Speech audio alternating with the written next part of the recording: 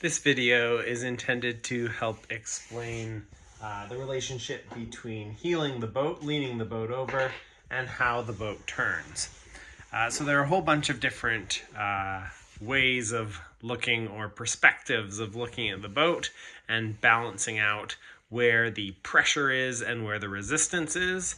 I think it's maybe best to start if we look behind, look at a boat sailing downwind away from us. If the boat is totally flat, the sail is off to the side. So if this sailor lets go of their rudder, the pressure is over here and the resistance in the water is further over to this side. So this boat will turn to the right. It will head up. Now, if you heel the boat over just a little bit until the center of effort, the middle of the power in the sail, or the force in the sail, is lined up with the middle of the resistance in the water, then this boat will go straight even if you let the tiller go. And it's a really good exercise to let the tiller go. Try to find that balance point. And then if you want to turn this way, you have to lean the boat a little bit past this angle until the pressure is on this side of the resistance of the hull in the water. And this will turn the boat to bear off, turn the boat towards jibing. And this is the only way that you should steer on the downwind, because not only does it reduce the drag from the rudder, but as you heel the boat, you create apparent wind and you actually accelerate from any turns you do if you unbalance and then rebalance the boat every time you decide to turn. So of course this also applies on the upwind. So if we're looking down on this boat, if you heel the boat over, then you can see that the power in the boat is off center from the resistance of the hull in the water. So this boat wants to head up a lot, and this boat doesn't want to head up as much. But you can actually see that the sail still is off to this side. So a laser sailing upwind will, if you let go of the tiller, just head up. So there's other boats that have other options for balancing out the helm. But for lasers, we always have weather helm, or tendency for the boat to head up when we're sailing upwind. Unless we actually heel the boat, the whole boat, to windward. And that can actually be quite fast. It's challenging to get the steering right. But here I've sort of drawn, this part of the mast is wrong. But because lasers have unstayed masts, the mast just sticks up. As the wind blows into it and the sail creates lift, the whole mast sort of bends off to the side as you look at it from behind.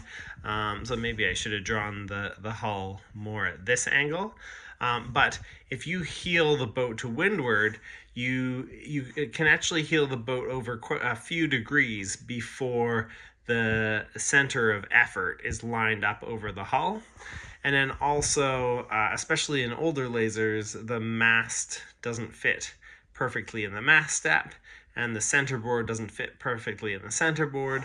So getting a 5 degrees of windward heel is really not actually windward heel. It's just straightening the boat up and making it more efficient in terms of the sail being more upright, and also more efficient in terms of not constantly dragging a sideways rudder through the water that's trying to straighten you out, trying to stop you from heading up. Just as a segue here, I've drawn some windsurfers. So windsurfers don't have rudders.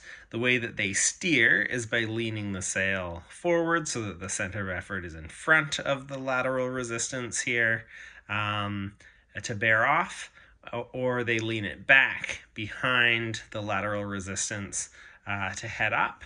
So this is looking sideways, this one was looking from behind, but the same principles apply. This boat will turn up out of the board, this boat will turn into the board. How does that apply to lasers? Well, we can't affect our rake very much or at all, but we can affect how much hook there is in the sail.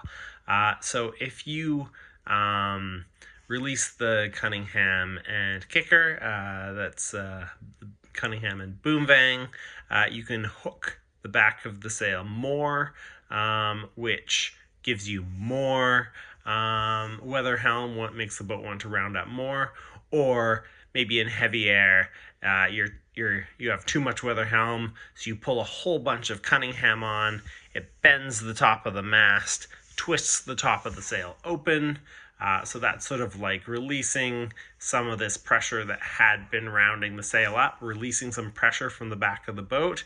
It helps you keep the bow down or keep the bow off the wind if you release. So how hooked the leech is affects how much the boat wants to round up, how much weather helm you have.